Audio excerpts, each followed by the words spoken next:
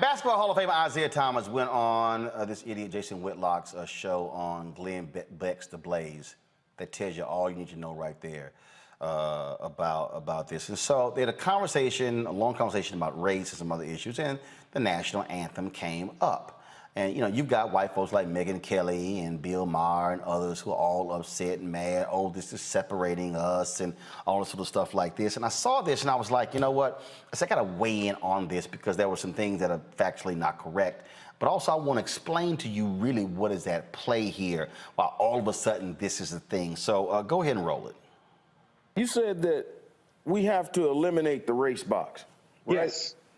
Tell me something. How do we eliminate the race box when we sing the Star Spangled Banner on this hand, but then we sing a national Negro anthem here? How is that bringing something together? How do we eliminate the race box if we're doing that? First of all, great question. So, you know, for a long time, we fought, you know, not to have the race box in the census report, right? We fought a long time, and they just really kind of got it on, where we got classified black, white, yellow, blue, people of color. Now, when you sing the national anthem and then you sing the black national anthem, the only thing that it does is it's emphasizing our separateness. And what our founding fathers, when they wrote the Constitution and everything else, they were talking about bringing us together under one umbrella, under one Constitution, where all men and women are created equal, not these black. Okay, first of all, go ahead and let it finish play, then I'm gonna come back.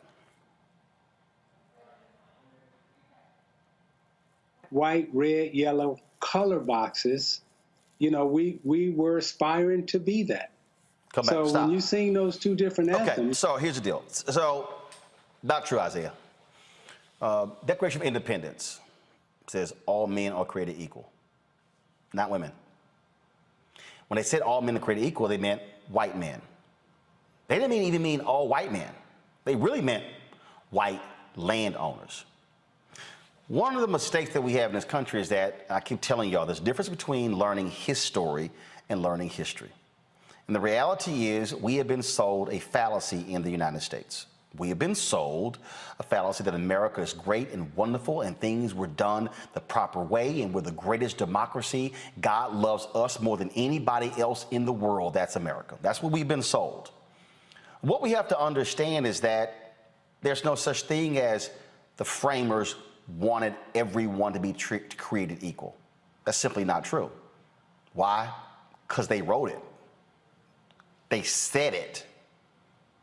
That's literally what they did. Now, the other day on the show, I told you, and I love to watch it. I love to watch it because it is so succinct in explaining exactly the reality of what it means to be black in this country and to understand what folks wanted in terms of the creation.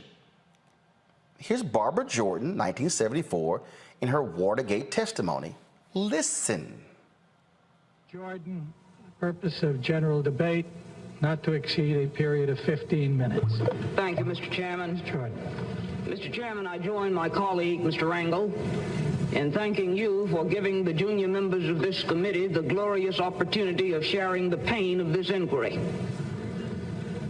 Mr. Chairman, you are a strong man, and it has not been easy, but we have tried as best we can to give you as much assistance as possible. Earlier today, we heard the beginning of the preamble to the Constitution of the United States. We the people. It's a very eloquent beginning. But when that document was completed on the 17th of September in 1787, I was not included in that we the people. I felt somehow for many years that George Washington and Alexander Hamilton just left me out by mistake. But through the process of amendment, interpretation, and court decision, I have finally been included in we the people. Today, I am an inquisitor. Now, not completely. Because the reality is we continue to have to fight to assert our rights. Press play on more of the interview. Sizing that, okay, there are two different statuses, not races, because I'm gonna call it what it is. It's status. There are two different statuses in this country, black and white. So there's a black national anthem, there's a white national anthem. Okay, now, if you want to just have one national anthem, then let's come together collectively and decide, okay, what the national anthem is going to be for this country. Not just. Okay. Isiah, that's just not true. There's a national anthem. There's one. First, which is the Star Spangled Banner. Now, let me just remind people. When the Star Spangled Banner was written. And again, this is what I need us to understand, because one of the things is we have been taught so many things in this country, but we were not really taught everything in this country. What we have to understand is that first and foremost, the Star Spangled Banner, when it was written, okay, was not the national anthem. It was a poem. If you actually read it, you'll realize that third stanza, which is being quite debated, deals with the issue of race. Let's just deal with that, okay? Second of all, when we talk about the black national anthem, that's not what it's called. The song is called Lift Every Voice and Sing, written by James Weldon Johnson in 1900. In 1919, the NAACP called it the National Black Anthem, and ever since then, that is what we referred to it as. But it was simply a song by James Weldon Johnson. Why is that important? It's because if you fall for how they are framing this whole thing, then it becomes, oh my goodness, we have two anthems. Actually, we don't. And remember, Star Spangled Banner, written 1814, it did not become the national anthem until 1931. Now, they're making a big deal out because the Little Ear Voices Sing is being sung before the Star Spangled Banner. Y'all do realize that sometimes when you go to the game, they sing America the Beautiful before the Star Spangled Banner. So what's the issue? That we're singing another song before the Star Spangled Banner, or that it's Lift Every Voice and Sing? Play more of the interview, please. National anthem, because the white national anthem has classified as status. We can have an anthem that speaks for Italians, that speaks for Greeks, that speaks for Irish, that speaks for Polish, and that speaks for the Aboriginals who were native to this land already. And that's us. And so, Isiah,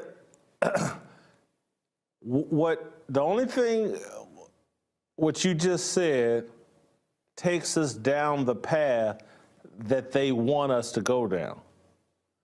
Well, let's come up with a new national anthem that we all agree on. And once you do that, then their next step will be, well, let's come up with a new constitution that we all agree on. Oh, now let's come up with a new Declaration of Independence. And the only thing I'm trying to tell black people every day, like, hey man, I know shit started out bad, but that Declaration of Independence, Constitution, and National Anthem, it worked for us. Maybe it wasn't intended for us, but it did work for us. And these people that want you just to throw these things out and let's come up with all new, it's a game, it's a booby trap. It's no different than the same people that ran the game and threw hip hop. Again, it's, you know what? The N-word, it's now a term of endearment. We, the KKK, we're gonna gift y'all the N. See, I can't even listen to any more of that sheer stupidity from Jason Whitlock. And this is why Isiah even going on there is just a waste of time. Because see, Jason Whitlock is a buffoon. When he says the Constitution worked for us, no. What we did was make that shit real. That's what Dr. King even said. He said, what did King say on April 3rd, 1968 at Mason Temple? Be true to what you put on paper. So what black people have done since we've been here and said to America, this your paper, this is what you put on paper. Be true to what you put on paper. The reason Jason is a buffoon and lying is because and y'all heard me say this, 1619, go to 1970, use 1970 as a marker when we were technically fully free. We have only been fully free Americans for 51 years. And we're still not fully free. Because if we were fully free, there would have been no reason for the Superior Court decision today in North Carolina. If we were fully free, there would be no reason for there being an EEOC. If we were fully free, there would be no reason for COVID showing the health disparities in this country when it comes to black and white. If we were fully free, you would not have the economic gap that exists right now. See, the whole deal is this here, and this is the real reason why I say Isiah, anybody else, the reason you don't even engage in that silliness when it comes to the national anthem versus the black national anthem is because they want to put any conversation that breaks down white supremacy and now invokes fairness, they don't want that to happen. They want the battle against critical race theory, they want to put, they said it, they want to put everything that's race underneath that, everything about equality underneath that, because they don't want to change it. You hear, oh, no, you hear, we're like, they talking about changing some stuff. Well, yeah, that's why they have constitutional amendments. Some things need to be changed. That's why when you saw the photo of John Lewis and Andrew Young and C.T. Vivian and Reverend Joseph Lowry, Eric Holder said, that's Founding Fathers 2.0. Because, see, there was no American democracy from the Declaration of Independence until the 1965 Voting Rights Act. See, this is the game being played. Because the reality is this, white folks are born in America, they don't ask about what are my rights, they get them. We have to have special rules because it's still written for them. And this is the thing I need people to understand. And so, y'all, do not, Isiah and everybody else, don't, if you do any more TV shows, they bring a national anthem, you say, I ain't wasting my time with that. This is what I would have said, Isiah. Jason, let's talk about how many black owners in the suites. Let's talk about, do you have equality with black coaches on the field? Let's talk about, Jason, how many black folks you got in the press box as well. See, they want us caught up in this, and black people didn't ask the NFL to play the national anthem. They chose to do so because they got their ass kicked up by Colin Kaepernick. Game recognized game. So I'm not going to fall for the silliness of Bill Maher and Megyn Kelly and the rest of these people.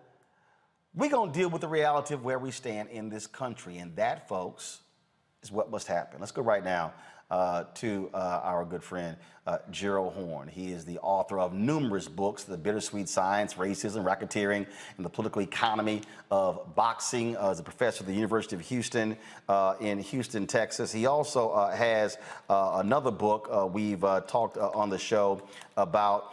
This is the one that drove all these white folks crazy who don't like the 1619 Project.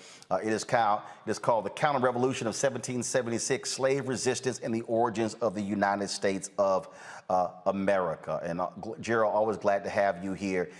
The thing that I was just laying out there is, again, we're dealing with history and his story. America was not created for all men and women to be equal. It was for white landowners. And even if you study the Constitution today, which is why Jason Whitlock is a sheer idiot, the Electoral College today was a slave compromise. That wasn't democracy because they still wanted to be able to control those white landowners who became president. Well, I have to say I was disappointed in Isiah Thomas. I know that he matriculated at Indiana University, one of our leading institutions, but I guess he must have missed classes in history. He was at basketball practice, I assume. But now he is a grown man, and he should be aware that history is constantly being rewritten. Recall that W.E.B. Du Bois changed our understanding of the period following the Civil War with his epical volume, Black Reconstruction. And today, we have various creators, writers, scholars who are rewriting the story of the United States of America. I would include the Haitian filmmaker Raoul Peck in Exterminate All the Brutes, of course, Nicole Hannah-Jones in the 1619 Project. And what they're all telling us is that the traditional narrative that we've been fed, per what you were just suggesting, Roland Martin, has basically been nonsense and poppycock. I mean, for example, Isiah Thomas says that we are separating ourselves. The fact is we have been separated. He gives out this inaccuracy concerning the U.S. Census and how supposedly we're trying to get away from boxes. If you go back to the original U.S. Census in 1790, it, of course, was grouping people according to, quote, white, unquote, according to whether or not they were slave, unquote. And just like today, the first one, hold on, let me repeat. The first U.S. Census since 1790 had racial classifications. We didn't vote on that. That was them. Well, clearly. I mean, that's why I was so disappointed by Isiah Thomas. And I noticed that he was speaking against a backdrop of the NBA, the National Basketball Association.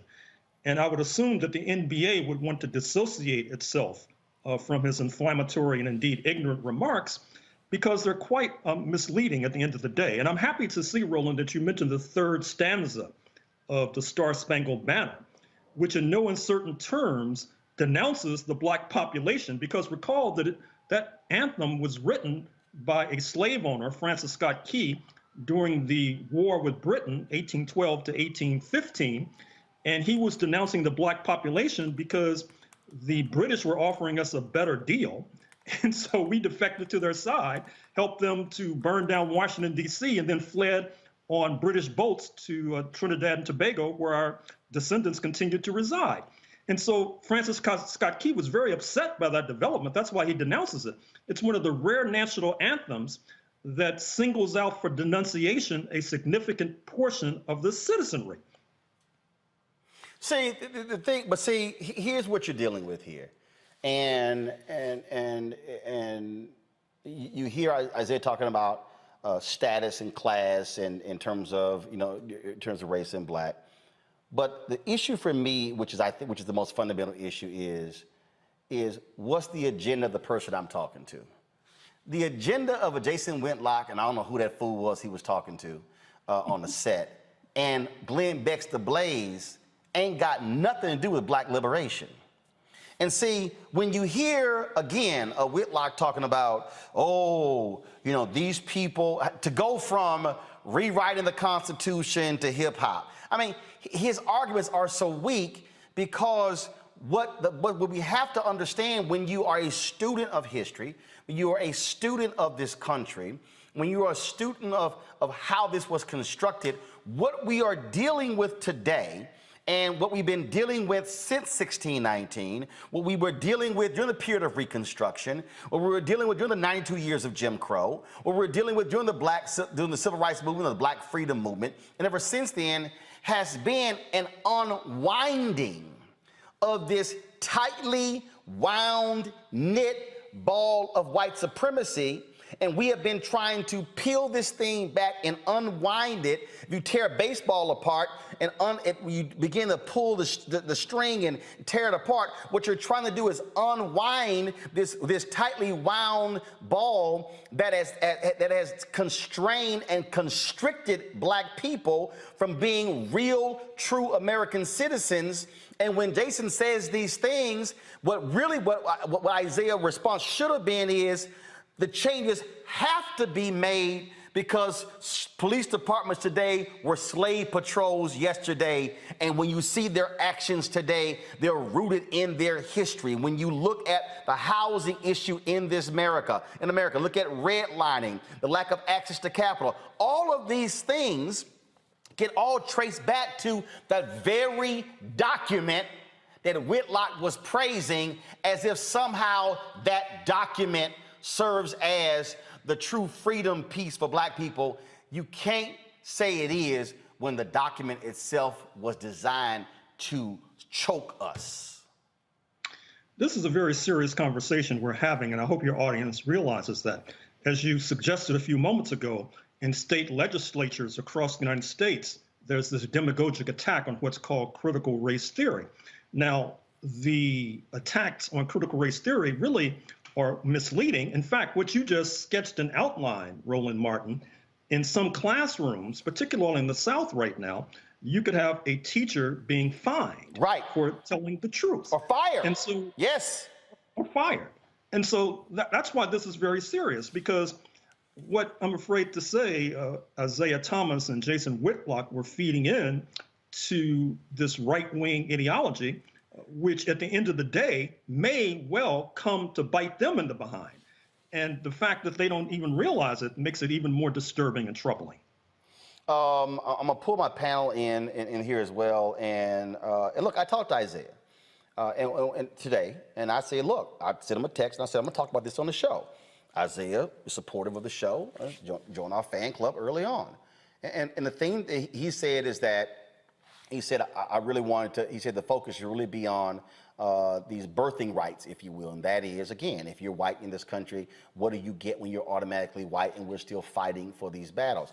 But the thing that I am conveying is that they don't want us focused on the national black anthem versus the Star Spangled Banner. Not they want us focused on it. They want to focus on that, because really what the strategy here, Gerald, the whole strategy, whether it's this critical race theory, 1619 project, anything, it is really all about how can we rile up our white base to get them to think that they are about to take this stuff over, and they want to change our values. And when people say our values, they're not saying our American values, they're saying our white values. They want to change what we have constructed because America has been constructed through the prism of whiteness. It has been defined by that. And what they do not want is for us, now that we have voting rights, now that we have representation in Congress all the way down, all of a sudden, oh, no, we don't want them having the change. No, change this. And I keep going back to, if I played it, they would block us on YouTube. That scene from The Good Shepherd, when Joe Pesci asked, he said, let me ask you a question. The Italians, we got our family, and he said, we got our family in the church. He said, the Jews got this. He said, he used the N-word about black people. He said, at least they got their music. The Irish got this. He said, what y'all got? And he said, we have the United States of America. The rest of you are just visiting. That is what all of this is about. Well, I'm afraid to say that you're onto something, Roland Martin. And once again, I have to say, I'm sort of puzzled by the fact that Isiah Thomas would say what he said and still be a contributor to Roland Martin Unfiltered. When you talk to him, how did he explain himself? Well, no, he said that what he wanted to focus on was, again, these birthrights and what we don't have compared to whites. And look, but it's also understanding who you're talking to and who you're going up against and what their goal is. If Jason Whitlock said, Roland, come on my show, I know exactly what he's trying to do. I know who he's talking to. I know who he's talking to. I got some fool, another black dude who worked for the Blaze, who's been trying to come at me for the last week on Twitter, trying to ask me all these other questions. I'm like, dude, I'm not playing your little game. And he wrote up some of the article about me, how I'm selling out black people to stay on the Democratic plantation. And I'm sitting there saying, yeah, but it's your party that's the one trying to keep my people from voting in North Carolina.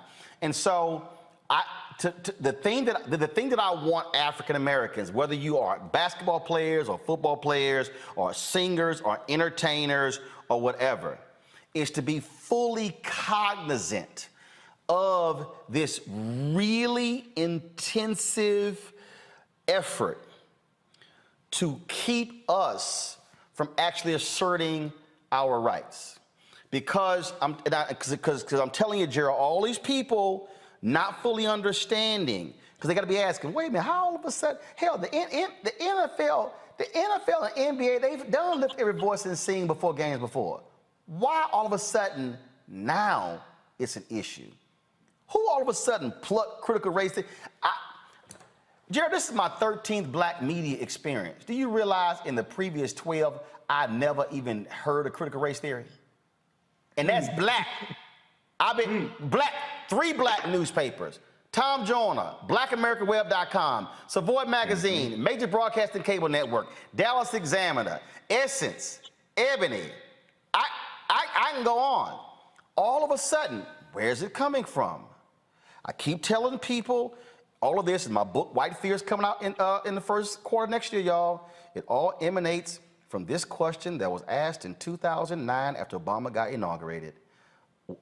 Who is optimistic about the future of America for your children? Every group except white Americans, a majority, were optimistic about the future of America for their children except white Americans. That is what we're dealing with, and that's why the Republican Party wants to appeal to these crazy, demented white folks who are going to be here in D.C. tomorrow, because they are afraid that we, Gerald, now have political, economic, social power, and we are not afraid to use it. Well, I'm glad you mentioned 9/18, this rally that's taking place in Washington tomorrow in support of the insurrectionists of January 6th. The FBI is reassuring us that there's nothing to worry about, move along, but that's what they told us on January 5th, 2021, and you almost had the Vice President of the United States lynched. You almost had the Speaker of the House of Representatives, Nancy Pelosi, lynched. So I hope that they know what they're talking about with regard to this manifestation, this demonstration tomorrow. And if they're wrong, I'm afraid to say that there is going to be a hot time in the old town tomorrow. Well, I don't think it's going to be that because Trump has already yelled, this is a setup, and I think they're going to be a little too scared to come in. I want to bring in the panel here, and I want to start with you, Michael, then go Michael, Kelly, Faraji. The thing here, again, is understanding what the goal of a Whitlock is, and that is to absolutely be an agent of white supremacy. And what I'm trying to get everybody, I'm trying to get anybody who's out who's talking about these issues to be very careful to understand what is going on. It's the same reason why I lit into Chris Christie. I'm not going to sit here and praise you for your speech at the Reagan Library about how the Republican Party has lost its way and what it needs to do to go forward, and you take these unnamed jabs at Trump when you are also complicit because you helped put him in power. Oh, absolutely. Absolutely. Hello, Dr. Gerald Horne. This is Michael Imhotep from the African History Network. How you doing, brother? Right on. All right. I met you at the Charles H. Wright Museum of African American History here in Detroit. It was either 2017, 2018. Man, come on! I'm coming to it, Roland. I'm coming to it. When you met somebody, we ain't got all day. Let's go. Come on. I'm coming to the question. Can you talk for a minute? You know, in the clip we saw, Isiah Thomas talked about class and the census. And we know that when we look at the census and the racial classifications, people immigrating from the Middle East and North Africa are classified as white based upon the U.S. Census and the U.S. government. Can you talk about why how those particular racial classifications came about, why people coming from North Africa, Egypt, Libya are classified as white in the Middle East? Well, obviously, it's to bulk up the community that's defined as white. There is a demographic struggle taking place now. One of the reasons for voter suppression, and I noticed Roland mentioned the North Carolina decision, which is very important, but one of the reasons for voter suppression and trying to make sure in particular that black folks don't vote is that the Republican Party has transformed itself into being the party of whiteness, if not the party of white supremacy. But it's very difficult to get people who are not defined as white to vote for the party of whiteness. And so you not only have voter suppression, you have sort of a redefinition. So therefore, Ralph Nader, the former presidential aspirant, whose roots are in Lebanon, he is defined as, quote, white, unquote. And even though I use the term Euro-American, oftentimes in lieu of white, in some ways that's a misleading term because of what you just said, because you don't necessarily have to have roots in Europe. You can have roots in Lebanon, for example, and still be defined as white, but it's a numbers game that's basically taking place. Okay, thank you. Kelly? Yes, Dr. Horne, thank you. Something that I haven't really heard in this debate or discussion rather, because it's not much of a debate, is, and I think I already know the answer to it, but the fact that we don't talk about, there are 4 other national anthems that we have outside of our main national anthem. We have America the Beautiful, My Country 'Tis of Thee, God Bless America, This Land Is Your Land. All of those are regaled or heralded as a national anthem in this country, not the national anthem, but certainly up there as an American hymn. But when it comes to Lift Every Voice and Sing, one that is not rooted in any type of racial bias, one that was written by a black man, composed by another black man, his brother, all of a sudden it's a problem. So if you can give us some insight as to why you think that is, I think I know the answer, but the fact that there is this stark dichotomy regarding Lift Every Voice and Sing that isn't considered an anthem for anyone outside of NAACP dubbing it as one, versus the other 4 songs that are certainly played at NFL games and the like. Well, the short answer, and I'm sure you know this already, is that black people are treated differently as a people apart. This goes back to slavery, when we did not want to be enslaved, and so therefore we were always rebellious. We were always trying to ally with the real and imagined foes of this United States of America, including Native Americans, including the British, as I said, during the War of 1812. And as a result, when you engage in that kind of seditious behavior, motivated by a desire to escape slavery, you're treated differently and you're treated as a people apart. I recall when I was at the University of North Carolina, Chapel Hill, and I was supposed to be organizing and forming a so-called Black Cultural Center. And the white supremacists say, well, that's separate. Well, I said, well, if I walk down the street, I see a Hillel Center, which is for Jewish students. Is that separate? And of course, it was not deemed to be so because they were considered to be part of the overall white community. So the answer to your intelligent question is quite simple. We're treated as a people apart, in part because of our rebelliousness, which goes back to the slavery experience. And before that's this great article, folks, that is called in the Washington Post. It's called "The Ugly Reason the Star Spangled Banner Didn't Become Our National Anthem for a Century." And one of the things that the article lays out is that, first of all, as Gerald said, Francis Scott Key was an enslaver, came from the family. He also enforced, as the DA of D.C., enforced slave laws as well. And he also recommended his brother-in-law to the Supreme Court, Roger Taney, you know, the dude with the Dred Scott decision. That tells you all. But the thing that's interesting about this, Gerald, and this is where, of course, Jason Whitlock would never admit to, because people don't want to understand, people don't want to accept history, but they want to believe his story. And this article lays out in here is that not only did Francis Scott Key, was he a racist and believed black people were inferior, and that if they actually were free to be shipped back to Africa, guess how this song became popular? It became popular among post-Reconstruction white Southerners and the military, who pushed for it to become the national anthem, the United Daughters of the Confederacy. Ooh. Yep, There it United is. Daughters of the Confederacy. Yep. They help. But the folks want us to act as if those things didn't exist. Faraji, your question for Gerald. Yes, Dr. Horne, it's a pleasure to talk to you. Just very quickly, I mean, I think it was absolutely very ignorant of Isiah Thomas to say that a song emphasizes our separateness when it wasn't a song. It's been history. It's been something that's been researched. But even more so, Dr. Horne, I want to get your thoughts on, you know, there's often, when we have these big conversations, especially about race, there's often black people and white people who jump to the point of talking about unity, talking about reconciliation between the races without really talking about truth and accountability, without saying, hey, some things have to be done to repair the damage that has been done to black people all across this, you know, in the United States and across the globe. So how do we take this conversation beyond everything is all right? We had a black president, things are on the right path, we're all in this together.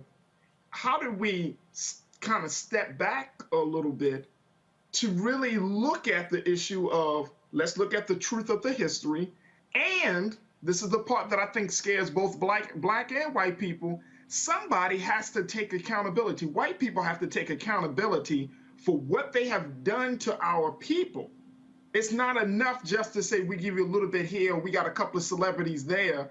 I'm talking about a full-grown, massive, you know, full-scale accountability. How do we get the conversation going in that direction, sir? Well, if you look historically, the way we were to escape both slavery and Jim Crow is that we lengthened the battlefield. We internationalized the struggle. That's why we were in alignment with Native Americans, for example. That's why you had Paul Robeson, for example, and Martin Luther King Jr., who raised the question of the war in Vietnam. In that light, I was very disappointed to see that at a historic gathering that took place on September 7th, 2021, just a few days ago, you had a virtual summit of the African Union and the Caribbean community, CARICOM. Present and speaking were the President of South Africa, Cyril Ramaphosa, President Kenyatta of Kenya, Prime Minister Motley of Barbados. They laid out a whole Pan-African agenda. We really haven't seen something of this scope, perhaps since the Pan-African Congress of 1945 in Manchester, England. Now, what's disappointing is that there was no Black American participation, and it was a wonderful opportunity for us to raise our issues, because of course they raised the question of reparations. The Caribbean brothers and sisters, were going to raise that, and yet we were not there to amplify that call. I think that one of the things we have to do is get our organizations to try to be more globally minded, to try to not let these opportunities pass, and to make sure we have delegations meeting regularly with the African Union, headquartered in Addis Ababa, Ethiopia, and the Caribbean community headquartered in Georgetown, Guyana, because as our comments this evening have suggested, the forces on the battlefield right now, in terms of the four corners of the United States of America, given voter suppression, given we're talking about coup d'etats that might happen as soon as tomorrow, it's not a very promising scene just looking domestically. So here's what, to button this up, here's what I want to see happen. And that is, and like I said, I talked to Isiah. I talked to several other professional athletes who reached out to me, who I talked to today as well, about the segment and the various thoughts. What I want us as African Americans to do, I want us to please go read Jackie Robinson's book, I Never Had It Made. Why? Because Jackie Robinson, in the book, wrote why he would not stand for the national anthem or the Pledge of Allegiance. Jackie Robinson, the same man who they tried to court-martial in the military, the same man who broke the color barrier in baseball. First of all, the true major league players were in the Negro leagues, but they called the major leagues because that's where the white money was. Jackie Robinson said the reason he called his book I Never Had It Made, he said, because as long as one black man is a victim of racism, then I don't have it made. That's what Jackie Robinson wrote in his own words. Go read the book every time someone wants to throw Jackie Robinson in somebody's face when we want to talk about how we all come together. But this last point is the critical point. And I only played a snippet of the interview, and if you want to go back and look at the whole interview, that's fine. But I need black people to stop embracing others when they go, can't we just come together? Because I need you to understand what they're really saying. I saw people saying, why can't the nation come together like we did after 9/11? And the reason I'm gonna put these two together, because I need y'all to listen to what I'm saying. America has always asked us to put our issues down, so we can stand together as one. Come on. America asked our black athletes, when you run and box for America in the Olympics, you are representing America, the red, white, and blue. Yet when Muhammad Ali came back from Rome and went into a diner in Louisville, Kentucky, in his US of A jacket with a gold medal around, they said, nigga, you can't eat in this restaurant. And that's when he went and threw the medal into the river in a fit of anger. The reason folk want to play the games, and this is why I disagree when I saw that clip with Isiah, is when they say, why can't we just come together as one? Why can't we just have one song? Why can't we just stand unified? Because I cannot stand unified in a song at a game if you don't believe that when it comes to the ownership. if you don't believe that when it comes to the press box, if you don't believe that when it comes to the people who can afford to buy the tickets and the suites in the games, if you don't believe that when it comes to you can have black players on the field, but you don't have the same percentage of black coaches on the sideline, you cannot ask me to stand here in unity and singing a song if you don't practice that when it comes to housing, when it comes to eating, when a white person with a high school degree makes more money than a black person with a college degree. Don't dare tell me to stand as one if you don't want that to happen in every single aspect. Let me remind y'all, clearly if you don't understand history, the United States threatened to shut down black newspapers.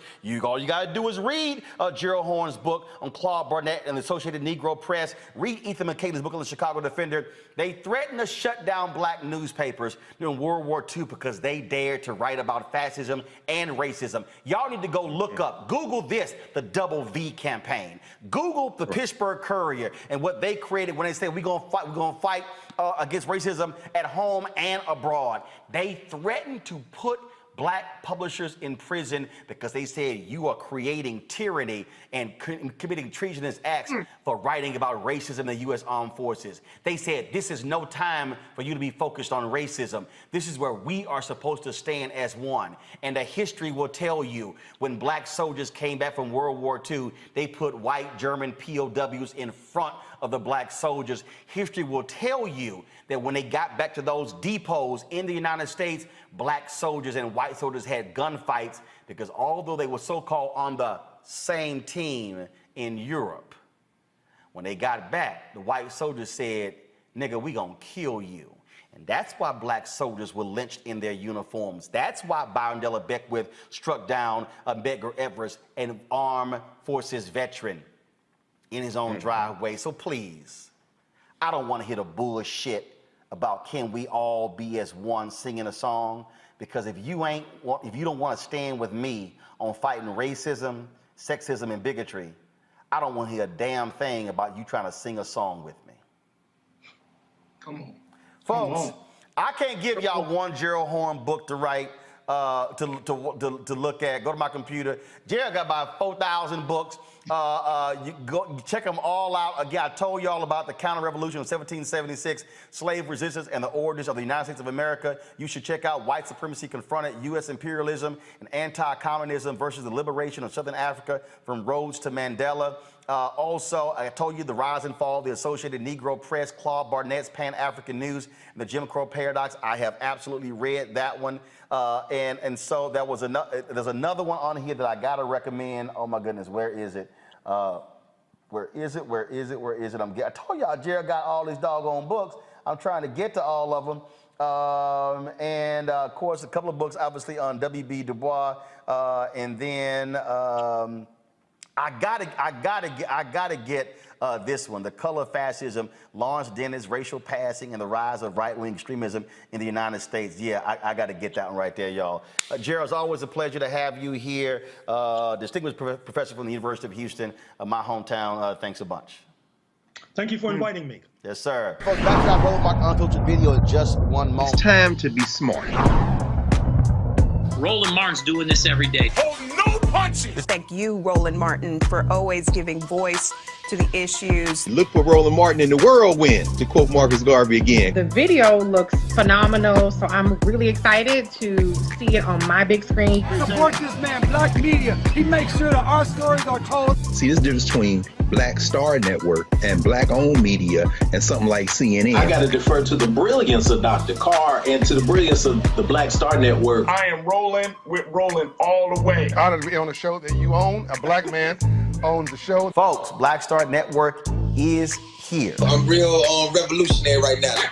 Roland was amazing on there. Stay black. I love y'all. I can't commend you enough about this platform that you've created for us to be able to share who we are, what we're doing in the world, and the impact that we're having. Let's be smart. Bring your eyeballs home. You can't be Black-owned media and be scared. You dig?